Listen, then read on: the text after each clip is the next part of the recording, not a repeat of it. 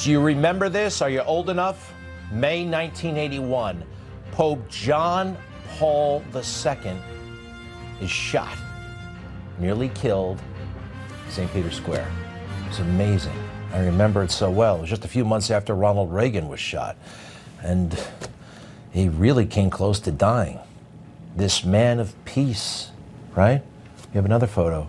He really did come close to dying, but he made it. God was not going to allow that to happen. So this made a huge impression on me when it happened. You know, I thought, like, who would want to do that? And then we found out. The man's name was Mehmet Ali Aja. There he is. He was found guilty in an Italian court and went to jail, not for the rest of his life, for like 20 years or something like that. But this is even more memorable to me. He met with the Pope. Later, he asked for forgiveness, and the Pope granted forgiveness. And this moment right here, where they're conferring. Now, I remember some people at the time said, oh, that's not a good thing because, you know, it'll encourage future assassins who want to get close to a famous person. But take a look at it again. It's the ultimate. It's just, and I love the idea. Forgiveness, atonement, repenting. It's just kind of awesome. And it's very, very Christian. And I'm seeing it a lot lately, and I love it. President Trump and Elon Musk. We all know that they were great friends for a while, and then something happened, and Elon, I don't know, started saying some really nasty things. Trump is in the Epstein files. There is the real reason they have not been made public. And what did Trump say? Elon was wearing thin. I asked him to leave. I took away his EV mandate, and he just went crazy. Over the weekend at the Charlie Kirk event, they were together. Friends. Two great men. The President of the United States and one of the brightest guys, really, who ever lived there, Elon Musk, together. Friendship. They forgave each other, whatever. I just love moments like this. It's fantastic. Forgiveness. It's important, right? Now, you can write books about forgiveness. I believe books have been written, and there's some debate, some question really, like who gets forgiven? Do you have to ask for forgiveness? Do you have to repent first? It was beautiful what Mrs. Kirk did over the weekend. We all saw that. I'm one of those guys who tends to say, I'm sorry, even if I didn't do anything wrong. Maybe I should stop doing that. But I do it, and I think it's important. And so do a lot of the people I admire. They make a mistake, they say it out loud, and they own it, and they're not afraid to apologize. I hurt her. I hurt you all. I hurt my wife. I hurt my boys. And all I can say is that I apologize. Good morning, everyone, and welcome to the show. I'm Megyn Kelly, and I want to begin with two words. I'm sorry. I wanted to say that I know that words that I've stated were hurtful, and for that I am very sorry. Anyone who knows me knows these words don't reflect who I am. I said it, I was wrong, and I apologize. Unequivocal, straightforward. I could make the case that two of them actually didn't need to apologize, President Trump, because he didn't say what they said he said, actually, and Megyn Kelly. You know, she briefly mused that maybe a child in the 1970s wasn't being racist on purpose if they dressed like Diana Ross. Meanwhile, Jimmy Kimmel actually wore blackface and kept that show for, well, he still has it. It started in 2003. 22 years on one TV show. That's got to be some sort of a record. And what happened after that awful thing he said, blaming Charlie Kirk's murder on MAGA? A non-apology, selfish statement last night. It was disgusting, but it's just Jimmy Kimmel, and it's not that important. I will deal with it later. We have other pressing issues. All right, let's go. Collateral damage. You know, people shoot their mouths off about good cops. Immigration Customs Enforcement, also known as ICE. What have we heard from the left for, what, how's it long has it been? 10 years now? Abolish ICE. F ICE. Down with ICE. yelling and screaming at him. It's a national obsession for the left and for the dominant media. It is disgusting, and we saw the fruition of all this talk. Some maniac took a gun and opened fire, and it looks like he shot the people, well, he supported the illegal migrants. See, it's dangerous for everybody when you talk like that. You can easily miss. This guy was not a good shot. He wanted to hit ICE agents, and he missed, and he killed an illegal migrant who was at that ICE detention center in Dallas. That's not what they intended. But the rhetoric, the left thinks, okay, this is good. They'll go after the right. No, collateral damage. You could be collateral damage.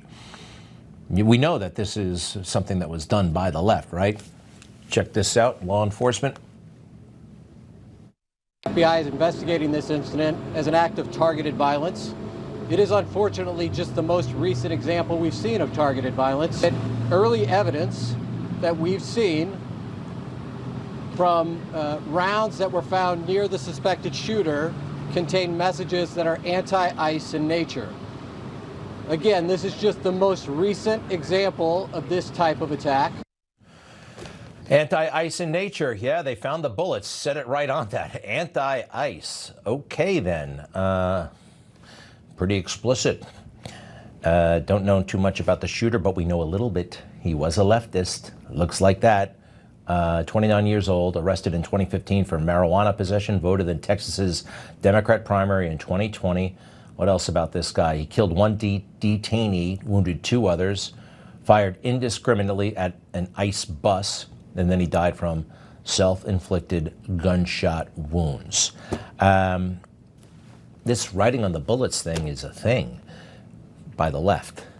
Tyler Robinson, who murdered Charlie Kirk last year, had all kinds of weird messages about fascism. He's an anti-fascist. Charlie Kirk, you're a fascist. Up with furries, trans forever.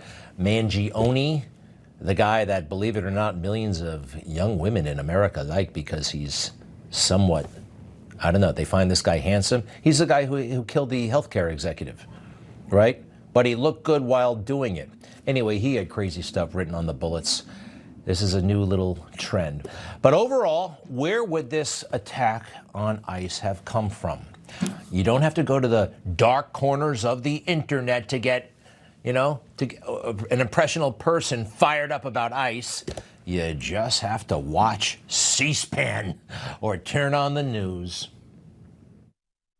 But as somebody who understands history, when I see ICE, I see slave patrols. This is about show. It's about a show of force. It's about political theater. It's the same reason you see National Guard now on streets and cities in America. It's just not right. It's like a dystopian sci-fi movie. Unmarked cars, people en masse, people quite literally disappearing, no due process, no rights, no rights. Trump's modern-day Gestapo is scooping folks up off the streets. They're in unmarked vans, wearing masks, being shipped off to foreign torture dungeons.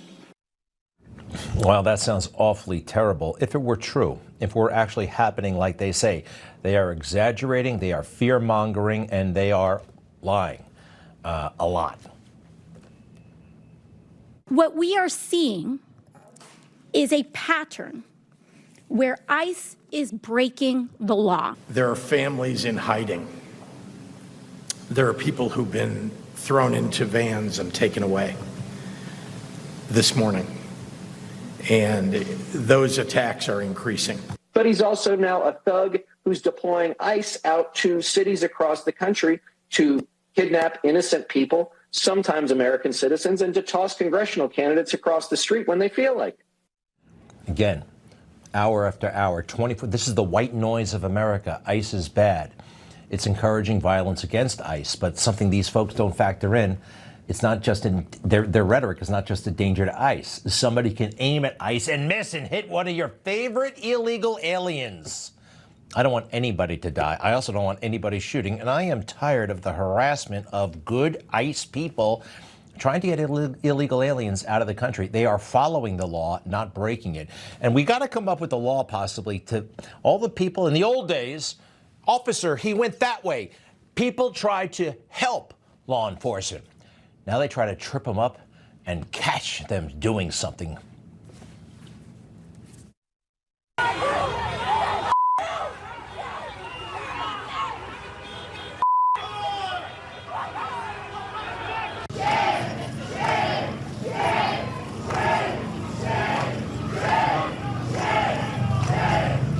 They probably don't tell their kids that they take children away from their families. You are the 2025 Nazis. Gestapo. That's what you are. And that's all that you will ever be. Call them Nazis. It's just like all the horrible things they said about President Trump. It was going to lead somebody, even a smart person. The two people who tried to kill Trump had very high IQs. They were good at school. Very unusual for an assassin. They opened fire because what they were told by not some crazy website over there that you can't get, it's on the dark web. No, mainstream network lawmakers from Washington, D.C. saying this outrageous stuff. And oh, by the way, can I just point out, unmarked cars, okay? They've been a feature of law enforcement forever. Anybody watch Starsky and Hutch back in the 70s? That was the whole thing. They were undercover. They had a regular car like this. As for unmarked police vans, something else they've always had. Don't make it sound like it's a new big deal out of some silly movie from the 80s. You're crazy. Oh, but nobody is crazier. I mean crazy. I mean American psycho weirdo. This guy. I have to focus more, not on what he says, the stupid stuff that he says, but the horrible record in California. That's better material. However, I couldn't help myself what he said about all this stuff. We had a 15-year-old disabled kid in Los Angeles was waiting for his sister to come out of high school, and they pulled out guns on this kid. They pulled out guns and handcuffed this young child. That's happening in the United States of America. Masked men jumping out of unmarked cars, people disappearing, no due process, no oversight, zero accountability, happening in the United States of America today. People ask, well, is authoritarianism, you're being hyperbolic? Bull, we're being hyperbolic. If you're a black and brown community, it's here in this country. And so I'm deeply proud that I had the privilege of signing the nation's first bill to address the issue of masking. Also to require, you have simple identification, to your point. I mean, if some guy jumped out of an unmarked car in a van with a mask on, tried to grab me, I mean, by definition, you're gonna push back. And so these are not just authoritarian tendencies. These are authoritarian actions by an authoritarian government. Authoritarian, he knows something about authoritarian tendencies and actions. He's the one who closed the churches in California during COVID, but let Hollywood movie studios continue producing their filth. Even porno movies could be made during COVID. That's really something. And you're going to pretend this is authoritarian. This is what he let happen in California. This is what he fomented. This is what he excused. A man trying to kill ICE agents was lauded as a hero. How about the community that rained down bricks and bottles and signs and flower pots on the cops beneath? No consequences. Officers under siege. This is terrible. And he applauded the lawbreakers. That's crazy. And that 15-year-old disabled kid, whatever, what a con job. I looked it up, all right? Nothing like what he said happened. Everybody, he said he was handcuffed, he was terrorized, guns drawn. I found the videotape. What you're not going to see is anybody handcuffed, anybody with their guns drawn. It looks like a couple of cops hanging around. Watch. Social media video capturing the moment those agents surrounded the family's car outside Arleta High Monday morning, then seen using handcuffs to detain the 15-year-old who is a student at nearby San Fernando High. Now, according to LAUSD, he was released due to a, quote, alleged case of mistaken identity. 15 minutes later, it all gets cleared up. So what? You know, 15-year-old disabled how? Was he missing a finger? I mean, what does that actually mean? Was he in a wheelchair? What's the They don't, because it's just, you know, try to make it something that it wasn't.